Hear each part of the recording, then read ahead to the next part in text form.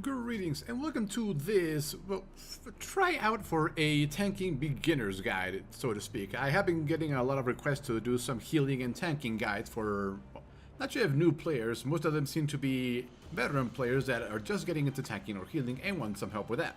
And after a bit of thinking and figuring out what I could do, I came up with this. So, tanks in Final Fantasy XIV and pretty much in other MMOs, any other MMOs honestly, live and die by the saying from the Art of War in Chapter 3, which goes like this. If you know you're the enemy and know yourself, you need not fear the result of 100 battles. If you know yourself but not the enemy, for every victory gained, you will also suffer a defeat. Now, in MMOs, what this means is that if you know the encounter and know how to counteract everything in the encounter with your own abilities, you will more than likely succeed, assuming everybody else in your party also follows that same creed. Now, if you go into an encounter blind, but you know your own abilities, you may, let's say, fail the encounter once or twice, but eventually you'll figure out the encounter, and knowing your own abilities, you'll now know both the encounter and your own abilities, and thus you'll be able to complete the encounter. Now, when it comes to tanks, this comes down to two things: how to keep aggro and how to survive. And how to keep aggro is going to vary it's going to vary greatly depending on the class. Now, in Final Fantasy XIV, we have 3 tank classes. Yes, 3. We have the warrior, which is what I am.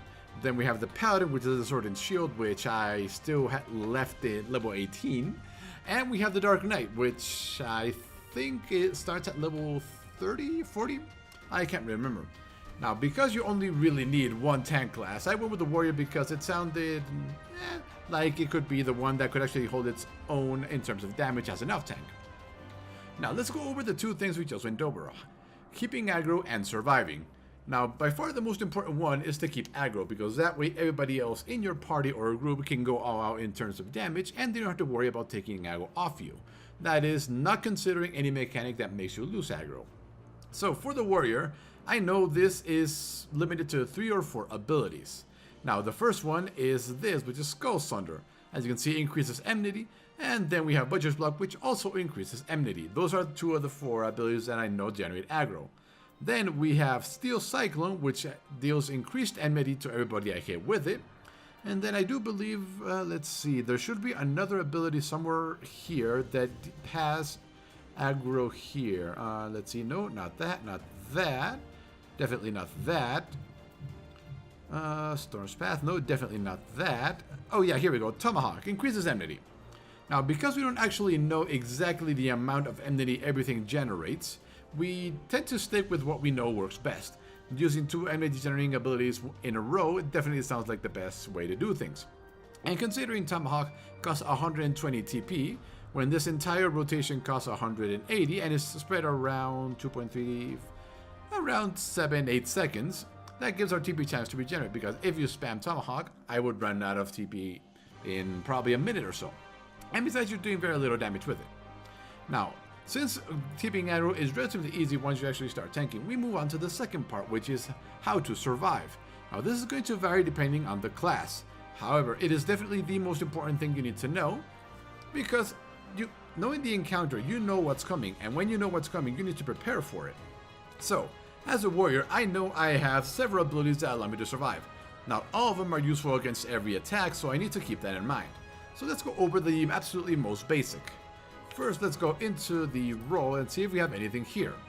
As we can see, at level 8, we have a role class with a 1 minute and 30 second cooldown that reduces damage taken by 20% and lasts for 20 seconds. So this is definitely something we want to use as often as possible. Now, unfortunately, going through the rest of the abilities, we have Reprisal here, actually. Lowers targets damage dealt by 10%. Now, 10% may not sound like much. However, because of the way percentages are handled in most games, where they are multiplicative and not additive, it's a bit of complicated, but in short, if you use 2 abilities that give you a percentage damage reduction, they don't add up the percentage damage reduction and say that's what you have now. So if I were to use, say, Rampart and Vengeance, I will not have 50% damage reduction. It would first take into account the 30% I get from Vengeance, and then what is left would be reduced by the 20% of this. So as you can see, using a bunch of abilities at the same time gets you very, very small diminishing returns when you use them. So reprisal, because it's applied to the opponent and not yourself, this is not affected by that. And I don't know of any other abilities that lower this other than stat lowering abilities, which are over on the DPS classes that most people don't really use. But yeah. And lastly, we have this, awareness. Now, nullifies chance of suffering critical damage. Now, this is actually very important for a warrior because we have an ability called Raw Intuition. Now, as you can see, parries all physical attacks taken from the front. All attacks taken from the flank or rear will result in critical damage. So now you see why I grabbed that, right? This will make me parry pretty much anything that comes from the front. And this, if the pack that I'm tanking is big enough, will start attacking me from the side, and those criticals stack up very, very quickly for a lot of damage. So activating this and then this guarantees that I will basically take a lot of reduced damage. So that's what I mean by knowing yourself. Because I know this gives me critical damage, I know I need to grab this if I want to use this effectively. And then I also grab this because there's no reason not to. And then natural abilities that reduce damage taken. Let's see, we have Vengeance, which reduces damage taken by 30%, which is definitely nice. I think it's among the highest damage reducing percentages on the tank class, I think. And aside from that, we have one last one, which is Inner Beast. Reduces damage taken by 20%. So as you can see, we have a 20% reduction, a guaranteed parry from the front, which is also 20%, Rampart 20%, and Vengeance, which is 30%. So out of these 4 abilities that I have that reduce damage, not counting Reprisal, the most powerful one is Vengeance, but it also has a 2-minute cooldown. So using this, I should only do it when, well, the situation requires it, honestly. And we're going to talk about that in just a little bit. So that's what it means by knowing yourself. However, we are not done yet with just reducing damage. Now, what if the healer, let's say, needs to run out of an AoE or is trying to rest somebody, and you're not going to get heals for a few seconds? What do you do then? Well, if we look over through our row actions, we can see that there is a single one that heals you. Increase parry rate by 30, that's okay, I guess. Convalescence increases the amount of recovery via healing magic, so that's kind of useful. Interject silences, no. Ultimatum, AoE taunt, sure. Diversity of damage to target party member. So in our role base, we have nothing that heals us, so we need to rely on our own abilities.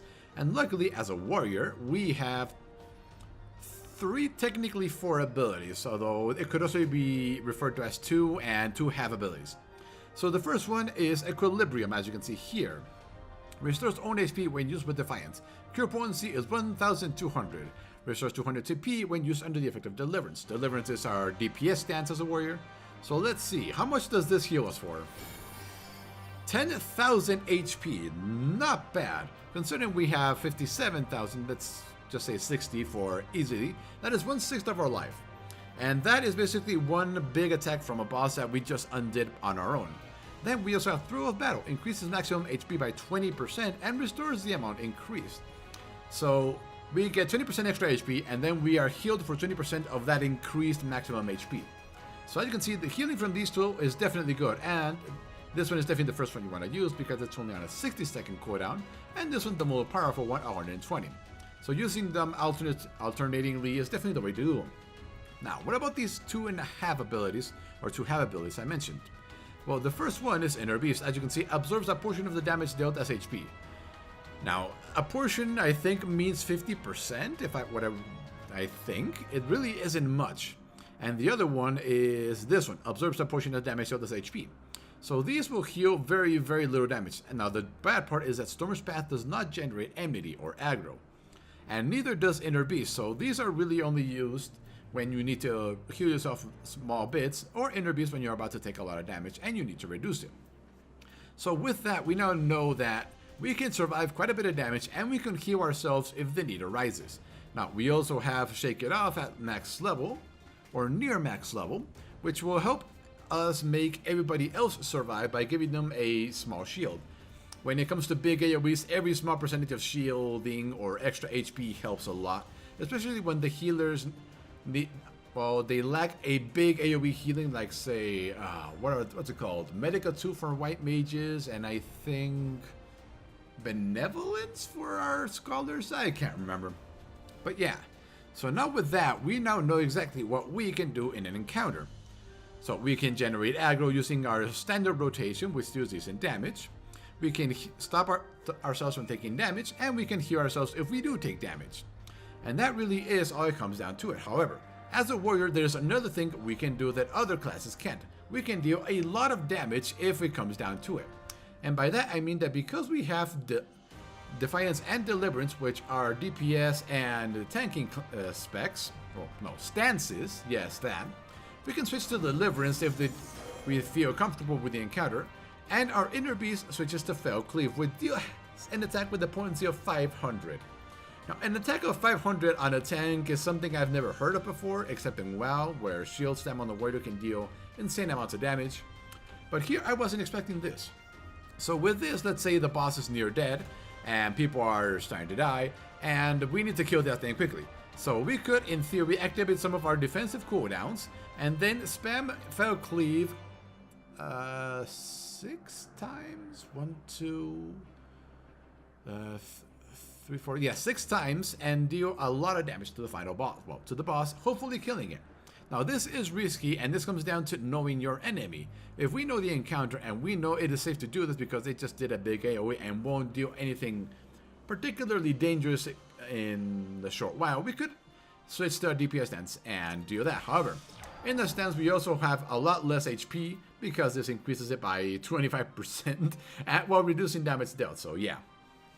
So with all that said and done, going over your class is extremely important. Now, if you are just starting to level up a tank, the best way to do this is to just go into the Palace of the Dead. What I did when I was starting to level up this tank class, all I did is I went in there and I just typed in that went in as a tank, and I'm trying to figure out the abilities, and everybody is pretty much understanding of that point. They know your action bar is a mess because it got swarmed with abilities. You need to figure out how to use them, and so they'll let you sit by the exit to the floor while you figure that out, and they clear the floor. Just help out a little bit here and there, and they'll be fine with it. Now, how do we apply this knowledge that we now know to an encounter? Well, that comes to knowing the enemy. And this is going to come down to your experience in that dungeon. Now, if you've been into that dungeon as a DPS, you have a general idea of what's going on, of the general mechanics, where the AoEs goes, how to do, and everything. However, something DPS don't have to deal with are what are called tank busters. And just like the name suggests, those are abilities designed to completely break the group's tank. And by that I mean they are going to suffer anywhere between 1/4 and 3/4 of their HP if they're not careful. And those are the attacks that you need to learn as a tank in order to use your defensive cooldowns and all that. Now, aside from that, we have AoE, we have phase changes, because nothing sucks more than using a big cooldown and the phase changing, and so it goes to waste, and spread or stack mechanics. Now, in order to apply this, we are going to go into an encounter. Now, we are not going to do this live because I am going to have to slow things down, pause things and everything to explain what's going on and my thinking behind it. So we are going to go into a recording I did for the Final Steps of Faith as a tank, and we'll go over it once we get there. So, let's go in, shall we? Okay, so here we are in probably what is my most favorite fight in the entire game so far. This is Nidhogg in the Final Steps of Faith. This is technically the final story fight for all the Heavensward expansion, at least for the main story. And this is the example I'm going to use in applying everything we've learned about knowing yourself and knowing your enemy in this fight. So let's click play and see what happens, shall we? Now, the first thing I do whenever I come in is that I ask the other tank, if I can empty it. Now, in this case, it is probably not that big of a deal because we have around the same exact HP, which means his gear is pretty much on par with mine, so that's not going to be a problem. However, because this is a tank tutorial, I asked him to let me empty, and he did agree to let me do it. Of course, if somebody asks me to empty, I let them because that means they get to do damage to the tank, which is pretty fun. Now, onto the actual fight itself. Now, this fight has 4 phases, and only during one of those 4 phases, phase 3, is there a tank buster that I need to worry about. Throughout the rest of the fight, it's constant damage, so cycling through my damage reducing abilities, not completely one after the other, but in sequence to avoid that. That is Scarlet Whisper, and as you can see, that hit me for around 8,000. And I had 20% damage reduction enabled from Bulwark. That means that will hit you for around 10,000. Now, because this is only the first phase and there's nothing else I need to worry about, I am just building up my rage and using abilities here and there to reduce the damage I take from most of his abilities. Now, unfortunately, our other tank left our other healer left for some reason, so Badass Bill Dandy there is one man healing this thing, so props to him. Now, during this fight, I was pretty lucky with the times when I was using my inner beast and he was designed to do his Scarlet Whisper right after I did, so I got lucky with that. Now, as you can see here, throughout most of the fight, it's pretty much avoid big AoEs and nothing too, well, too crazy so far. Now, during the first phase, it's pretty much rinse and repeat. Do some damage reduction abilities here and there, just in case he does the Scarlet Whisper right after it. You can technically, as you can see right there, cast something right as he is, well, casting Scarlet Whisper, but it needs to be something extremely instant. Now, phase 2, I always grab this floating snake thing. Not really sure why, I just feel like grabbing him. Now, I know that only 2 of these 3 mobs can be tanked. That is the one I just picked up, and the other snake-like one. The big shadow dragon over there in the background that is bulky, he cannot be tanked. And apparently, everybody else here also knew it because nobody is trying to tank it or anything else. So here is really just survive the damage that is being done to us, make sure this one is facing away from the party so that this, well, the lightning breath doesn't hit anybody else. And really once mine goes down, which it does, I switch over here to actual damage stance here so I can actually help to take this thing down. It isn't much, but hey, damage is damage. Now the important part about this big shadow dragon thing, if you remember him from the instance where he first appears, is that he will run up to somebody and cast something without a cast bar. So you need to pay attention to his actual action and movements and move and well, literally never stay in front of him. Solomon being a tank didn't take much damage. Now, phase 3. This is the phase, well, we are going into the phase where I know the tank buster exists. So this means that I always need to keep 50 rage, well, saved up, so that if he decides to do the tank buster 2 times in a row, I can survive it. And yes, he can't do the tank buster 2 times in a row, he actually does it during this fight. And I was lucky to have a few things up my sleeve to help me survive. Now, it will not one-shot you, that's not what it does, but it will take 1/4 to 1/3 of your HP depending on how much HP you have.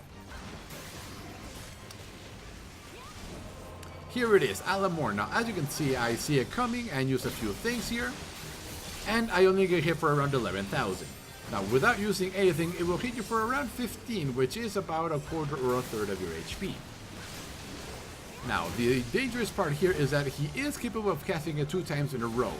And if you get hit by Dragon Lance right after he decides to use it, that'll take you down to 1/2. And if the healer isn't on the ball, you can go down to 1/2 health. A little potion there because every little bit helps. Now, most of these AoEs are nothing that you need to worry about. It's just a bunch of mechanics you already know stacked up on top of each other. Avoid big AoEs, stay as far away from the center of the crater, well, of the meteor attack over there as possible. And really, that's about it. And here we've managed to get a second healer back, so yeah, props to him. Now, during this phase, I am completely focused on that, the Alamorn, the Tank Buster. And I tend to use one of my big cooldowns and Inner Beast whenever possible. That way I can take a lot of reduced damage and the healer has a lot easier time, well, keeping me up along with everybody else in the party.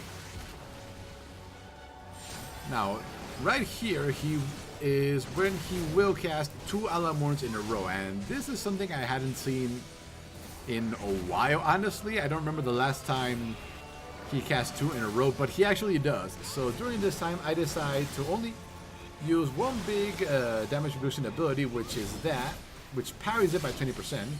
And then comes another one. There it is. So in order to stop this one, I use Bulwark, and I increase my HP by 20%. That way, I lose a lot less HP considering, and the healer doesn't freak out. So yeah, that is what I'm focusing on during this part. And we are past it. Now from this phase onward, which is the final phase, it is up to everybody else to pay attention. And the reason for that is because I know this encounter, and I know that a stack mechanic is coming up. Now, I do believe this is the very first fight where a stack mechanic is... oh, there it is, the stack mechanic right there. Everybody run and stack up. Luckily, everybody seems to be have done this fight in the past, and so everybody stacks up properly. Now, as I was saying, I do believe this is the first time that happens in any fight in the game, so a lot of new players are caught off guard by that and tend to run away from everybody else and get one-shotted, and then they learn a very painful lesson. Now, aside from that, it's more AoEs, keep my damage mitigation up. Not constantly, but... Oh yeah, then there's this. Now, here he plays a trick on you. He does his wing flap, which he's done before, but then he decides to do that. A tail wash? Tail slash? Tail slam? I don't know, but anyway, that can catch you off guard the first time you actually see it. But other than that, you should remember, Big Red Dragon doesn't like people very much. Now, from here on out, I'm just keeping my health up, keeping my damage down, because I know that as long as I survive this, and everybody else stacks up when we need to, we will win this fight. Here we go, that is the second stacking we need to do. As you can see, the damage is split between everybody who is taking the damage. Now, people can still get low if they take 2,000 damage 5 times or something around those lines, but healers are usually on top of it. Now, during this final phase, he's almost down, so I was planning on switching to damage stance and helping with the damage, but we killed him too quickly. So yeah, here in this fight, pausing it again, is where we applied everything we knew. We knew how to keep ourselves alive through our damage reduction abilities. We kept aggro by constantly spamming our basic combo of abilities which generate aggro and give us rage to use our inner beast, which is part of our survival mechanic. And we also know the fights very well, so we knew not to panic when certain things happen. We knew what to save our rage for, which was the Alamorn in his phase 3, which is a tank buster, and he did it twice in a row, so it's a good thing we know that. And we also know pretty much all the AoEs, pretty much avoid everything that happens, and yeah. So that is how you tank, well, how you apply everything we discussed as a tank. So hopefully that gives you a general idea of my mindset or what goes through my mind when I'm tanking, and how I'm applying the know yourself and know your enemy lessons, sayings, I guess you could call them, when tanking. Now, this isn't exactly a how to tank this fight video, although it could technically be used as one. Now, I am considering doing survival guides for the new dungeons that are coming out in, what is it, 4.2? I'm not sure. Now, when it comes to the raids that are also coming with that fight, particularly the Kefka fight, which has been teased by the trailer, I probably will not be a tank during that fight because my gear just isn't up to par.